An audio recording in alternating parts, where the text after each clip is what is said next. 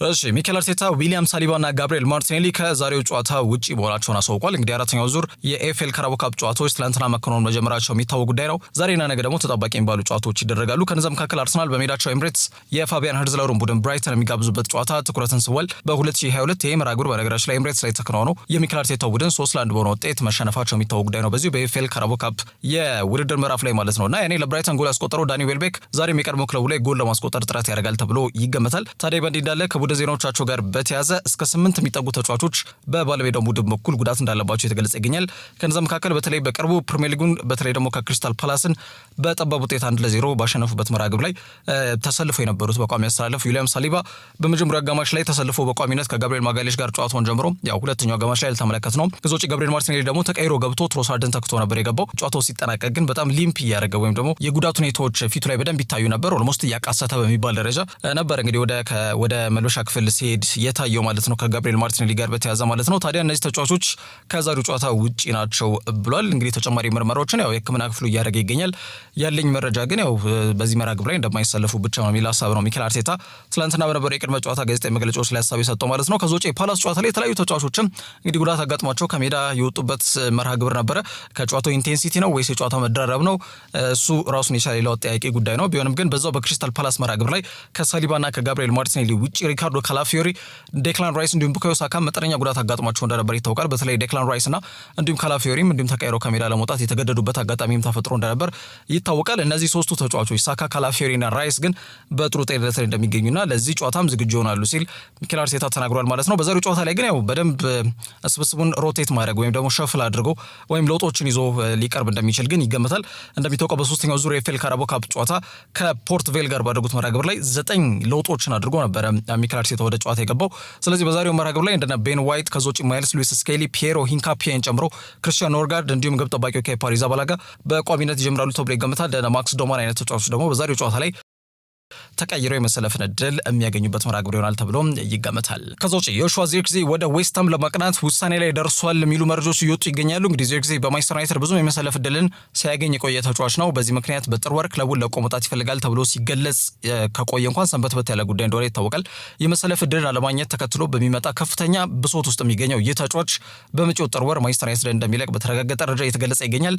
ያልተረጋጋ የወደፊት ዕጣ ፈንታው እንግዲህ ክለቡን በጥር ወር ሊለቅ እንደሚችል ወይም ደግሞ ሊለቅ እንዲያደርገው እንደሚችል ሲገለጽ የቆየ ጉዳይ ነው። እንግዲህ ዩናይትድ ከ18 ወራቶች በፊት ነው የተቀላቀለው ዮሹዋ ዚርክዜ እንግዲህ ባደረጋቸው 52 ጨዋታዎች 7 ጎል ብቻ ነው ያስቆጠረው። ይሄ ኔዘርላንድ ሁለገብ የአጥቂ መስመር ተጫዋች በተለይ ቦሎኛ ለቆ ዩናይትድን አምና ከተቀላቀለበት ጊዜ አንስቶ የጠበቀበትን ያክል እየተንቀሳቀሰ እንደማይገኝ በግልጽ መናገር ይችላል።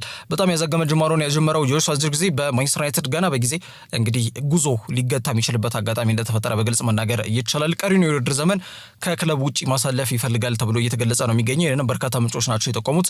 የቦሎኛው የ2023-2024 የውድድር ዘመን ቁልፉ ተጫዋች ወደ ማንቸስተር ከተማ ካቀና በኋላ ህይወት በኦልትራፎርድ ቀላል ሆናለታለች ብሎ መውሰድ ትንሽ ያስቸግራል። 42.5 ሚሊዮን ዩሮ ነበር ወጪ የተደረገበት።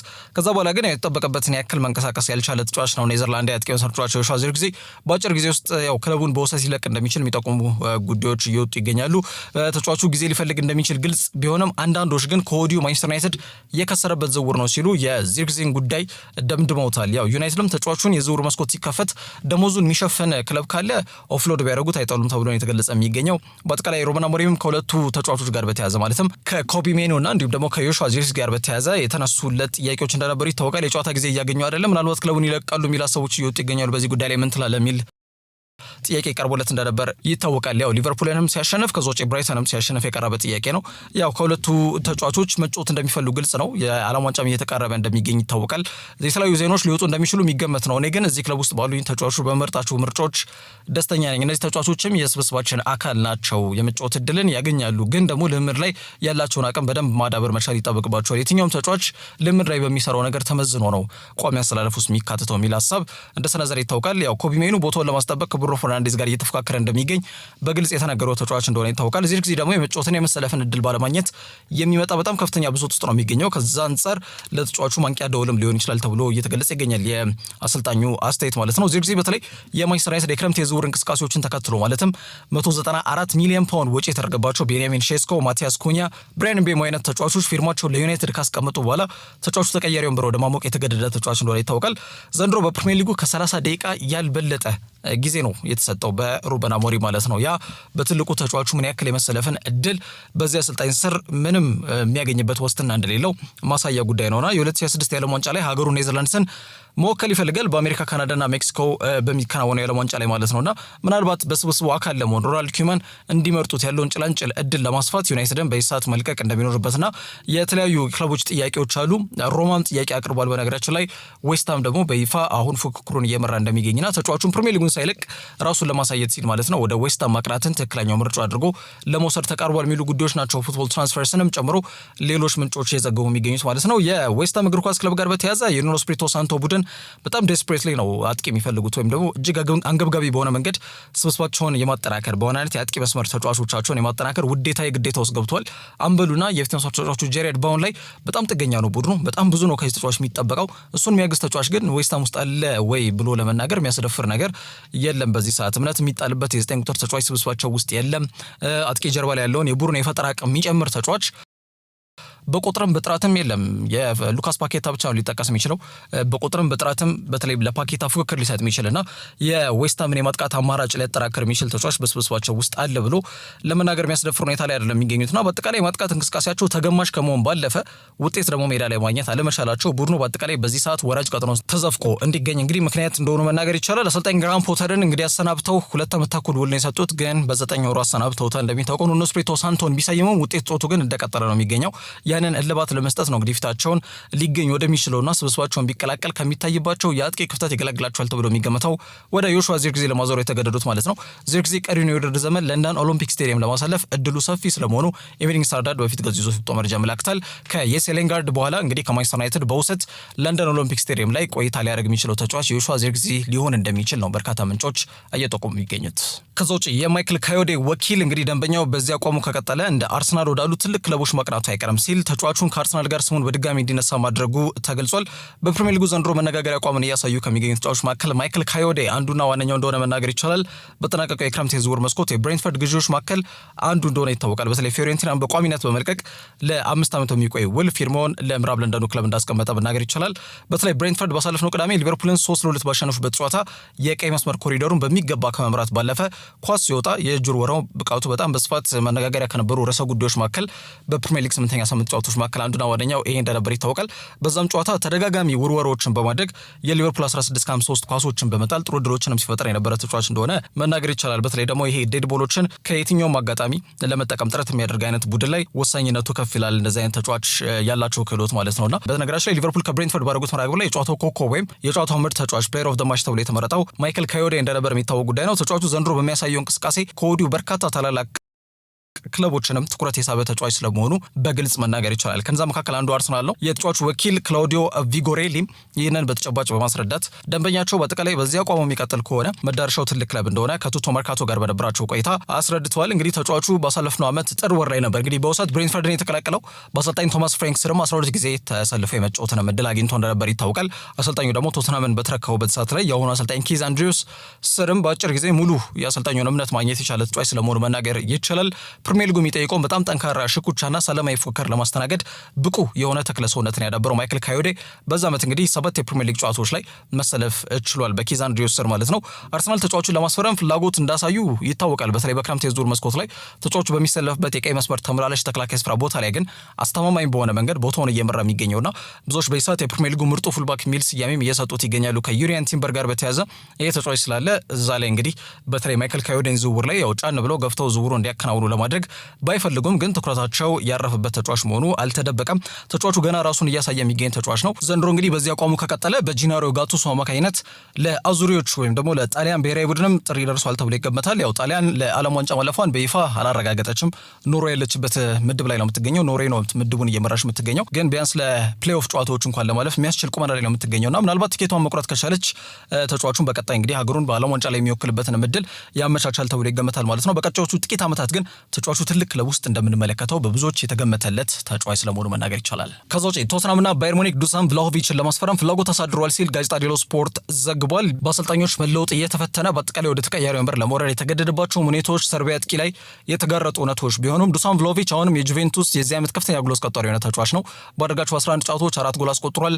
በፈረንጆቹ ከመስከረም 16 አንስቶ ግን ኳስና መረብን ማገናኘት አልቻለም። ያ ተጫዋቹ ላይ ብቻ የሚነሳ ክፍተት ሳይሆን እንደ ክለብ ጁቬንቱስ ባለፉት 8 ጨዋታዎች ያላሸነፉ ሲሆን ከዛው ያለፉትን 3 ተከታታይ ጨዋታዎችም የተሸነፉና ባለፉት 4 ጨዋታዎች ደግሞ ጎል ያላስቆጠረው ቡድን ከመሆኑ እውነታ ጋር ተዳምሮ ነው ቭላሆቪች ከጎል እየራቀ የመጣው ማለት ነው። ጁቬንቱስ 4 ተከታታይ ጨዋታዎች ላይ ጎል ማስቆጠር ሲሳናቸው ከ1991 በኋላ ለመጀመሪያ ጊዜ ነው። ከዛው 8 ጨዋታዎችን ማሸነፍ ያልቻሉበትን ጉዞ ሲጓዙ ደግሞ ከ2009 በኋላ ለመጀመሪያ ጊዜ አድርጓል። 2025 መጋቢት ወር ላይ ቡድኑን ከቲያጎ ሞታ እጅ ላይ የተረከቡት ኢጎር ቱዶር ከ7 ወር ቆይታ በኋላ እሳቸውም የስንብት ዕጣ ፈንታ አጋጥሟቸዋል። ስለዚህ ጁቬ ችግር ተጫዋቹ ላይ በዋናነት የተነሳሽነት ክፍተት እንዳለ በግልጽ አመላካሽ ጉዳይ ነው። አመቱ ሲጠናቀቅ ሁሉም የሚጠናቀቀው ሰርቢያ አጥቂ ለማስፈረም ማንቸስተር ዩናይትድ ፍላጎት እንዳላቸው ቢገለጽም እንግዲህ አሁን ቶትናምና ባየር ሙኒክ ደግሞ ፉክክሩን በይፋ በመቀላቀል ተጫዋቹን በጥር ወር ለማስፈረም ከወዲሁ እየሰሩ እንደሚገኙ ነው ጋዜጣ ዴሎ ስፖርት እየዘገበው ማለት ነው። ሰርቢያ አጥቂ በዝውውር መስኮቱ ስሙ ከተለያዩ ክለቦች ጋር ሲያዝ የቆየ ተጫዋች ነው። በክለቡ ጸንቶ መቆየቱ ግን የሚታወቅ ጉዳይ ነው አምና ማለት ነው። ተጫዋቹን ለማስፈረም ግን ፍላጎት ከነበራቸው ክለቦች መካከል አንዱ ማንቸስተር ዩናይትድ እንደሆነ ይታወቃል። ፍላጎታቸውን አዳብረው ተጫዋቹን ከማስፈረም ይልቅ ሜጀር ኢንቨስትመንት ላይ መሰረት በማድረግ ወጣቱን 23 ዓመት ተጫዋች ቤንያሚን ሼስኮን ማስፈረም መወሰናቸው ይታወቃል። የቀድሞ የጁቬንቱስ አሰልጣኝ ማርሲሚሊያኖ አሌግሪ የሚመሩት ሮሳኔሪዎች ወይም ደግሞ ኤሲ ሚላኖችም በቀጣዩ ውድድር ዘመን ከቀድሞ አጥቂያቸው ጋር በሚላን የመጣመር ፍላጎት እንዳላቸው የካልቺዮ መርካቶ ጋዜጠኛ ዳንኤል ሎንጎ መዘገቡ አይዘነጋም። አዲሱ የሚላን ቴክኒካል ዳይሬክተር ኢግሊታሬ በአጠቃላይ ተጫዋቹን ወደ ሳንሲሮ ለማምጣት ከፍተኛ ጥረት እያደረጉ ይገኛሉ። ይህ በእንዲህ እንዳለ ደግሞ ቶትናም ሆትስፐርስ ቤት ያለው የአጥቂ መስመር ክፍተት በግልጽ የሚታይ ነው። ራንዳል ኮሎሙዋኒ እስካሁን በፕሪሚየር ሊግ ጎል ማስቆጠር አልቻለም። ከዚህ ውጪ ሪቻርልሰን ያቋም ማዋዠቅ በትልቁ እየተፈተነ የሚገኝ ተጫዋች ስለመሆኑ መናገር ይቻላል። ከዚህ ውጪ ዶሚኒክ ሶላንኬ ያው ግልጽ ነው ጉዳት በጣም በተደጋጋሚ የሚያያጠው ተጫዋች ነው። አሁንም ጉዳት ላይ ነው የሚገኘው። ከዛ አንፃር በአጠቃላይ አጥቂ መስመራቸውን ማጠናከር ቶማስ ፍራንክ ቅድሚያ የሚሰጡት ጉዳይ ይሆናል ተብሎ ይገመታል። በዛ ሂደት ዱሳን ቭላሆቪች መስፈርቱን የሚያሟላ ተጫዋች ከመሆኑ ጋር በተያያዘ ተጫዋቹን ለማስፈረም ክለቡ ጠንክሮ እንዲሰራ ለቦርዱም መልእክታቸውን አስተላልፏል ተብሏል። ባየር ሙኒክ ቤት ያው ግልጽ ነው በተለይ ሃሪኬን መተካት ያለበት ተጫዋች ነው። በአቋም መዋዠቅና ተያያዥ ጉዳዮች የተፈተነ አይደለም፣ ግን ያው 30ዎቹን ተሻግሯል። 32 ዓመት ላይ ነው የሚገኘው ሃሪኬን። ስለዚህ ጥሩ አቅም ባለው ወጣት ተጫዋች ቦታውን በሂደት መተካት መቻል እንዳለበት ይታመናል። ከዛ አንፃር በትኩረት ካዩት ተጫዋቾች መካከል አንዱ ዱሳን ቭላሆቪች ስለመሆኑ መናገር ይቻላልና በአጠቃላይ በዚህ ዓመት መጠናቀቂያ ነው ውሉ የሚጠናቀቀው ማለት ይሄ የውድድር ዘመን ሲጠናቀቅ ውሉ ይጠናቀቃል። በአጠቃላይ በነፃ ነው ክለቡን የሚለቀው። ስለዚህ ክለቡ ቀደም ብሎ ጥር ወር ላይ ክለባቸውን እንዲለቅ ያበረታቱታል ተብሎ ይገመታል። ጆናታን ዴቪድም በአጥቂ መስመር ቦታ ላይ ስላለ እንዲሁም ሉዊስ ኦፔንዳ የመሳሰሉ ተጫዋቾችን በማጥቃት እንቅስቃሴ ላይ ቡድኑን ያግዛሉ ተብሎ ስለሚገመት ቭላሆቪች ላይ የተወሰነ ገንዘብ ማግኘት የሚችሉ ከሆነ ቢያንኮኔሪዎቹ መንገዱ ላይ ይቆማሉ ተብሎ አይገመትምና በቀጣይ መዳረሻው የት ይሆናል የሚለው ጉዳይ ከወዲሁ የብዙዎችን ትኩረት የሳበረሰ ጉዳይ ስለመሆኑ ከዱሳን ቭላሆቪች ጋር በተያያዘ መናገር ይቻላል። ከዛ ውጭ አሰልጣኝ ኤንዞ ማሬስካ ሊያም ዴላፕ ከጉዳት ተመልሷል ብለዋል። እንግዲህ ቼልሲ ዋና አሰልጣኝ ማሬስካ ለረጅም ጊዜ ከጉዳት በኋላ እንግዲህ አጥቂው ሊያም ዴላፕ ወደ ቡድኑ መመለሱን ትናንትና በሰጡት የቅድመ ጨዋታ ጋዜጣዊ መግለጫ ላይ አረጋግጧል ማለት ነው። ማሬስካ እንግዲህ በዛሬው የአራተኛ ዙር የካራቦ ካፕ ጨዋታ ላይ የተጫዋቾች ድካም እንዳይኖር ሮቴሽን በደንብ እንደሚጠቀሙም ይገመታል። ሊያም ዴላፕ ባሳለፍነው ነሐሴ ወር መጨረሻ ላይ ነበር በምዕራብ ለንደኑ ደርቢ እንግዲህ ከፉላም ጋር በተደረገው ጨዋታ በደረሰበት የጭን ጡንቻ ወይም ሃምስትሪንግ ጉዳት ጋር በተያያዘ ለሁለት ወራት ያክል ከሜዳ ርቆ የቆየ ተጫዋች ስለመሆኑ መናገር ይቻላል። ታዲያ የቀድሞ ኢፕስዊች አጥቂ ሊያም ዴላፕ አሁን ከቡድኑ ጋር ሙሉ በሙሉ ልምድ መስራቱንና ዛሬ ከወልቭስ ጋር በሚደረገው የካራቦ ካፕ የአራተኛ ዙር ጨዋታ ላይ ለመሰለፍ ዝግጁ መሆኑን እንግዲህ አሰልጣኝ ማሬስካ ቢያሳውቅም ግን ሙሉ 90 ደቂቃ በጨዋታው ላይ መሰለፍ አይችልም የሚል ሐሳብ ሰንዝሯል። ተጫዋቹ እንግዲህ ወሳኝ ሰዓት ላይ ለክለቡ ደርሷል ቢባል ብዙ ማጋነን አይሆንም።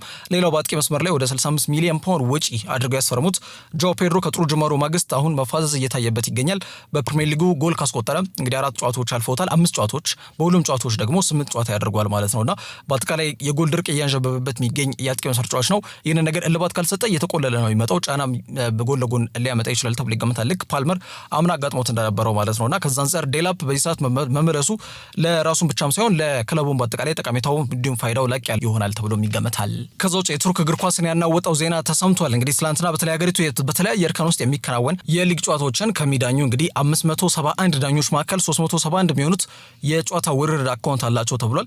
እንግዲህ በትላንትናው ዕለት በቱርክ ዋና ከተማ ኢስታንቡል በተካሄደው ጋዜጣዊ መግለጫ ላይ የቱርክ እግር ኳስ ፌዴሬሽን ወይ ደግሞ ቲኤፍኤፍ እንግዲህ በስራ ላይ የሚገኙ የጨዋታ ዳኞች ጋር በተያያዘ አስደንጋጭ መረጃ ይፋ አድርጓል። ፌዴሬሽኑ በወጣው መግለጫ መሰረት በአገሪቱ እግር ኳስ ውስጥ ንቁ ተሳትፎ ካላቸው 571 ዳኞች መካከል 371 የሚሆኑት የጨዋታ ውርርድ ሂሳብ መለያ ወይም ደግሞ ቤቲንግ አካውንት ያላቸው መሆኑን አስታውቋል። ይህ ማለት ከጠቅላላው የዳኞች ቁጥር ከግማሽ በላይ የሚሆነው የቁማር ወይም የጨዋታ ውርርድ እንቅስቃሴ ውስጥ ይሳተፋል ማለት ነውና ይሄ በጣም አስደንጋጭ መረጃ ያደርጓል። የፌዴሬሽኑ ፕሬዝዳንት ኢብራሂም ሀጂ ኦስማኖል እንደተናገሩት ይህ ሁኔታ የፌዴሬሽኑ ሕጎችን የሚጻረር በመሆኑ በጉዳዩ ላይ አስቸኳይ የዲስፕሊን ምርመራ መጀመሩንም ገልጸዋል። እንደሳቸው ነገር ከሆነ 10 ዳኞች እስከ 10,000 ጨዋታዎች ላይ ተወራርደዋል። አንድ ዳኛ ደግሞ ለብቻው 18277 ጊዜ አስገራሚ በሆነ መንገድ እንግዲህ ተወራርዷል ብሏል። የገቢ ምንጭ ያደረጉት ዳኞች እንዳሉ አመላካሽ ጉዳይ ነው። በተለይም ከፍተኛ ሊጎችን የሚመሩ ዳኞችን ጨምሮ 152 ዳኞች አክቲቭሊ ጋምብል ያደርጋሉ ወይም ወጥረው በሚባል ደረጃ የጨዋታ ውርድ ውስጥ ተዘፍቀው የሚገኙና በእግር ኳስ ጨዋታዎች ላይ በቀጥታ በመወራረድ ተሳትፏል በሚል ጥብቅ ምርመራ እየተደረገባቸውም ይገኛል ተብሏል። ይህ እውነታ በቱርክ እግር ኳስ ታሪክ ውስጥ ከተከሰቱ ትልልቅ ቅሌቶች መካከል አንዱ ተደርጎ የተወሰደ ሲሆን የጨዋታዎችን ታማኝነት ወይም ኢንቴግሪቲ በተመለከተ ትልቅ የጥያቄ ምልክትንም ይፈጥራል። የቱርክ እግር ኳስ ማህበረሰብ ሆነ በአጠቃላይ ዓለም አቀፍ የስፖርት አካላት የፌዴሬሽኑ ቀጣይ እርምጃ በከፍተኛ ትኩረት እየተከታተሉ ይገኛሉ። የቱርክ ሊግ በዓለም አቀፍ ደረጃ ያለውን ተቀባይነት ግን ትልቅ ጥያቄ ውስጥ የከተተ ጉዳይ ስለመሆኑ መናገር ይቻላል። የቱርክ እግር ኳስ ዳኞች እስካሁን ህጉን በመጻረር ፍትሐዊነት የጎደለው ይሄ ፍርደ ገምድል ላይ ውሳኔዎችን እየወሰኑ መቆየታቸውን በአጠቃላይ ሊጉ ታማኝነትን ገደል የሚከት ጉዳይም እንደሚሆን ይገመታል። ይህ መረጃ ምክንያቱም በተለይ ዳኞች እስካሁን ድረስ በቤቲንግ ውስጥ ተዘፍቀው ከነበረ ቡድኖች ያስመዘገቡት ውጤትስ ምን ያክል ቫሊድ ነው የሚለው ራሱን የቻለ ትልቅ ጥያቄ ነው። እነዚህ ክትትል በይፋ የተከፈተባቸው ዳኞች ከ2020 አንስቶ በዚህ ስፖርት ውርድ ላይ መዘፈቃቸው የተገለጸ ሲሆን ጥፋተኛ ሆነው የተገኙት ከፍተኛ አስተዳደራዊ እርምጃ እንደሚወሰድባቸው ይገመታል። ከዛ ውጪ ቡካዮ ሳካ በአርሰናል ታሪክ ከፍተኛው ተከፋይ ተጫዋች የሚያደርገውን አዲሱ ለመፈራረም ተቃርቧል ተብሏል። እንግዲህ አርሰናል እግር ኳስ ክለብ ውስጥ እንግዲህ በፊት መስመር ቦታ ላይ የሚጫወተው ወይም የቀኝ ክንፍ አጥቂውን ሰርቷቸው ነው ቡካዮ ሳካ ከክለቡ ጋር የረጅም ጊዜ የሚቆይ አዲስ ኮንትራት ለመፈራረም እጅጉን ተቃርቧል ተብሏል። ይህ ስምምነት ከተጠናቀቀ እንግዲህ ሳካ በክለቡ ታሪክ እጅግ ከፍተኛ ክፍያ የሚያገኝ ተጫዋች እንደሚሆንም ነው እየተገለጸ የሚገኘው። ሪፖርቶች እንደሚያመላክቱት እንግዲህ 4 ዓመቱ እንግሊዛዊ በቀኝ ክንፍ አጥቂ ተጫዋች እንደሆነ ይታወቃል። በእንግሊዝ ብሔራዊ ቡድን በነገራችን ላይ ተመራጭ የሚባለው ተጫዋች ነው። በሳምንት ከ300,000 ፓውንድ በላይ የሚያስገኝለትን አዲስ የ5 ዓመት ውል ለመፈረም እንግዲህ በቨርባል አግሪመንት ላይ ደርሷል ወይም በቃል ደረጃ ከስምምነት ላይ ደርሷል ተብሎ የተገለጸ ነው የሚገኘው። የአዲስ ውል ተጫዋቹ ባለፉት ጥቂት ዓመታት ለክለቡ ከሚያሳየው ወጥነት የተሞላበት እንቅስቃሴ አንጻር እንደ ስጦታም ጭምር በክለቡ አማካኝነት ሊሰጠው እንደሚገባ በማመንና በመተማመን ጭምር እንግዲህ ኮንትራቱን ለማደስ ከጫፍ የደረሰ ተጫዋች ስለመሆኑ መናገር ይችላል። ቡካዮ ሳካ ከልጅነቱ ጀምሮ የአርሰናል የሄሊንድ አካዳሚ ፍሬ ውጤት ነው። በአሰልጣኝ ሚኬል አርቴታ ዘመን ደግሞ የቡድኑ ዋነኛ ምሰሶና ባለፉት ዓመታት የክለቡ የማጥቃት እንቅስቃሴ ዋና አድራጊ ፈጣሪ በመሆን እንዲሁም የክለቡ ቁልፍ ተጫዋች ወደ መሆንም ተቀይሯል። ክለቡ ይህንን አዲስና ትልቅ ውል እንዲያቀርብለትም ያደረገበት ዋነኛው ምክንያት በቡድን ውስጥ ያለው ጉልህ ሚናና ለወደፊት ለዋንጫ ለሚያደርጉት ጉዞ ላይ ተጫዋቹ ያለውን ወሳኝነት ከግምት ውስጥ በመክተትና እውቅና ለመስጠትም የታሰበ ነው ተብሎ እየተገለጸ ይገኛል።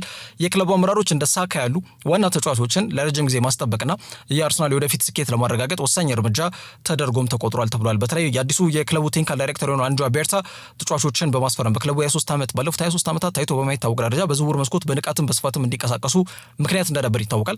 አሁን ደግሞ የዝውውር መስኮት ከተጠናቀቀ በኋላ ቁልፍ የሚባሉ ተጫዋቾች ውላቸውን እንዲያድሱ በማድረግ ሂደት ላይ የኮንትራት ዝግጅቶችን በማዘጋጀት እንግዲህ ትልቅ ሚና እየተወጣ ይገኛል። የቡካዮ ሳካ ጉዳይ ላይም ኮንትራቱን በማዘጋጀት ሂደት ላይ አዲስ የሚቀርበውን ኮንትራት ማለት ነው ከዛ ውጪ ተጫዋቹን በሚመጥን እንዲሆን ለማድረግ ከፍተኛ ጥረትም እንቅስቃሴ ማድረጓል ተብሏል። ይህ ኮንትራት ርዝማኔ ጥያቄ ተጫዋቹ ሊቀበለው የሚችል ሆኖ እንዲዘጋጅ በማድረግ ሂደት ላይ ቤርታ ትልቅ ሚና እንደተወጣ ነው እየተገለጸ የሚገኘው። ይህ ስምምነት መጠናቀቁ ለክለቡም ሆነ ለሚኬል አርቴታ ትልቅ ማበረታቻ የሚሰጥ ጉዳይ ይሆናል ተብሏል። የአርሰናል የረጅም ጊዜ እቅድ አካል የሆኑትን ወጣት ኮከቦች በክለቡ የማስቀጠል ጥረትንም በግልጽ የሚያሳይ ጉዳይ ነው። ቡካዮ ሳካ በቅርቡ በፕሪሚየር ሊጉ 100ኛ የጎል ተሳትፎ ላይ መድረስ የቻለበትን ሁኔታ መፍጠሩ የሚታወቅ ጉዳይ ነው። ሳካ በአርሰናል አሁን የሚያቆየው ውል በ2027 ነው የሚጠናቀቀው። ተጫዋቹ በኤምሬትስ ቆይታውን ለማራዘም ፍላጎት እንዳለው መረጃዎች በተደጋጋሚ መጠቆማቸው የሚታወስ ጉዳይ ነው። ስለዚህ በቀጣይ አርሰናል ቤት ውሉን የሚያድሰው ተጫዋች ቡካዮ ሳካ እንደሚሆን በብዙዎች እንዲገመት ያደርገው ጉዳይ ሆኗል። ሳካ ውሉን በ2022 እንዳደሰ ይታወቃል። እስከ 2027 የሚያቆየውን ውል የፈረመው 2022 ላይ ነበርና በተለይ ያኔ 2022 ላይ ማንቸስተር ሲቲዎችን በጣም በጥብቅ ተጫዋቹን ለማስፈረም ጥረት አድርገው እንደነበር የሚታወቅ ጉዳይ ነው። በጥቅማ ጥቅም ለመሸንገልም ለመደለልም ጥረት አድርገው ነበረ። ሳካ ግን ቃሉን ለአርሰናል በመስጠት በተለይ ያሳደገውን ክለብ ላይ እንግዲህ ጸንቶ መቆየቱ የሚታወቅ ጉዳይ ነው። በአውሮፓ ብቻም ሳይሆን በዓለማችን ላይ በቦታቸው በዚህ ሰዓት ምርጥ ተብሎ ከሚጠሩ ተጫዋቾች መካከል አንዱ ቡካዮ ሳካ እንደሆነ ይታወቃል። ክለቡ እስካሁን የተከላካይ መስመራቸውን ጥንካሬ ወደ ላቀ ምዕራፍ ያሸጋገሩትን የዊሊያም ሳሊባና የጋብሪኤል ማጋሌሽን ኮንትራት ጨምሮ የአካዳሚ ፍሬ ውጤቶቻቸውን እንደ ማይልስ ሉዊስ ስኬሊና ኤታን ዋኔሪ አይነት ተጫዋቾችን ውል ማደሳቸው አይዘነጋም። በመጨረሻ ማንቸስተር ዩናይትድ ኬቪን ፊሊንግ የተባለ ተስፈኛ ወጣት ተጫዋች ከስዊድን ሊግ ለማስፈረም ንግግር በይፋ ጀምሯል ተብሏል። በቀጣይ ጥቂት ጊዜያቶች ውስጥ አውሮፓ ላይ መነጋገሪያው ተጫዋች ሆኗል ተብሎ ከሚጠበቁ ተጫዋቾች ፕሮሚሲንግ ታለንት ካላቸውና ወንደርኪድ ተብሎ የተጠቀሱ ከሚገኙ ተጫዋቾች መካከል አንዱና ዋነኛው የ16 ዓመቱ ስዊድናዊ አጥቂ ኬቪን ፊሊንግን በጥር የዝውውር መስኮት ላይ ማንቸስተር ዩናይትዶች ወይም ቀዮች ሰይጣናት ለማስፈረም ተጫዋቹን በይፋ ንግግሮችን ጀምሯል ሲል ፍሎሪያን ፕሌተንበርግ ነው በነገራችን ላይ የዘገበው። ወጣቱ ተስፈኛ ተጫዋች ስብስቡን ተቀላቅሎ እንግዲህ ዘለቀታዊ አገልግሎትን ለማንቸስተር ዩናይትድ እንዲሰጥ ክለቡ ትኩረት አድርጎ እየሰራ ይገኛል። ዩናይትድ ያው ይታወቃል ወጣቶች ላይ መሰረት ያደረገው የሰር ጂም ራትክሊፍ አስተዳደር ወይም የአይኖስ ስፖርቲንግ ግሩፕ እቅድ ማዕከል የሆነ ዝውውር ስለመሆኑ በግልጽ መናገር ይቻላል። እንደሚታወቀው 18 ዓመቱን አጥቂ ኤንዞ ካናቤክ እንዲሁም የ19 ዓመቱ የማሊ ዜግነት ያለው አማካይ መስመር ቦታ ላይ በጣም በነገራችን ላይ ጥሩ አቅም አለው ተብሎ የተገለጸ የሚገኘው ሴኮ ኮኔን ትልቅ ተስፋ የጣለባቸው ተጫዋቾች እንዳስፈረመ ይታወቃል። ክለቡ ከዛ ውጪ ባለፈው ዓመት ጥር ወር ላይ የሴሮ ፖርቴኖን ዲየጎ ሊዮንንም እንዳስፈረመ ይታወቃል። ከዛ ውጪ በአጠቃላይ ክለቡ ነገ እምነት ሊጣልባቸውና ክለቡን ተረክበው ረጅም ጊዜ ጥራት ያለውን ግልጋሎት መስጠት የሚችሉ ተስፈኛ ወጣት ተጫዋቾችን የማስፈረም እቅዱን በግልጽ እየተገበረ እንደሚገኝ ማሳያ ነው። ከሰሞኑም ኮሎምቢያ አማካኝ ክርስቲያኖ ኦሮስኮ የተባለ ተጫዋች ገና ቀጣይ ዓመት ነው 18 ዓመት የሚሞላው። ይህንንም ተጫዋች ስብስቡን በቀጣይ ዓመት እንግዲህ ሙሉ በሙሉ ይቀላቀላል ተብሎ ይጠበቃል ማለት ነው። ታዲያ በእንዲህ እንዳለ አሰልጣኝ ሩበን አሞሪም የአጥቂ መስመራቸውን ይበልጥ ለማጠናከር ፊታቸውን ወደ ፊሊንግ አዙረዋል። እንደሚታወቀው አንጋፋውን ተጫዋች ሮበርት ሌቫንዶስኪን የማስፈረም ፍላጎት እንደነበራቸው ሲገለጽ ቆይቷል። ሰር ጂም ራትክሊፍ ግን የክለቡን አጠቃላይ የወደፊት እቅድ ወይም ደግሞ ወጣቶች ላይ ማዕከል ያደረገ አይደለም በሚል ይህንን ጥያቄ ውድቅ እንዳደረጉት ይታወቃል። ሞር ቤንያሚን ሼስኮ ልምድ እያገኘ ከአንጋፋው አጥቂ ማለት ነው በሚገባ ይበልጥ ጎል ማስቆጠርን አቅሙን እንዲያዳብር የታሰበ ነበረ። ቢሆንም ግን ይበልጥ ወጣቶች ላይ ትኩረት እንዲደረግ አቅጣጫ አስቀምጠዋል ተብሏል። ሰር ጂም ራትክሊፍ ተጫዋቹ በአጠቃላይ ይሄ አዲሱ ተስፈኛው ወጣት ተጫዋች ማለት ነው ፊሊንግ ይበልጥ ለወደፊት ትልቅ ደረጃ ላይ መድረስ አቅም እንዳለው በተደጋጋሚ ያሳይቷል። እምነት የሚጣልበት ተጫዋች መሆኑን ደግሞ በሚጫወቱበት ክለብ ኤኬ ፉትቦል በዋናነት የሚያሳያቸው እንቅስቃሴዎች በግልጽ ያመላክታሉ። ክለቡ ወደ 3 ሚሊዮን ዩሮ ገደማ ይጠይቃሉ ተብሎ ይገመታል ከፊሊንግ ማለት ነው። ዩናይትድ በይፋ ተጫዋቹን ለማስፈረም ከክለቡ ጋር ግን በይፋ ንግግሮች መጀመራቸው ለሞቅ ተችሏል። በቫስቴራስ ከተማ ከሴኔጋላውያን ወላጆቹ የተገኘው ይሄ ተጫዋች ሀገሩን ከ18 ዓመት በታች በተለያዩ ጊዜያቶች ላይ ወክሎ የተጫወተ ተጫዋች ነው። ይህን ተጫዋች በእጃቸው ለማስገባት በቀጣይ ማንቸስተር ዩናይትድ እንደ ክለብ የሚወስዷቸው እርምጃዎች የሚጠበቅ ይሆናል። ለዛሬ ያዝላችሁ ስፖርታዊ መረጃዎች እነዚህን ይመስላሉ። ያላችሁበት ጥሩ ጊዜ ነው።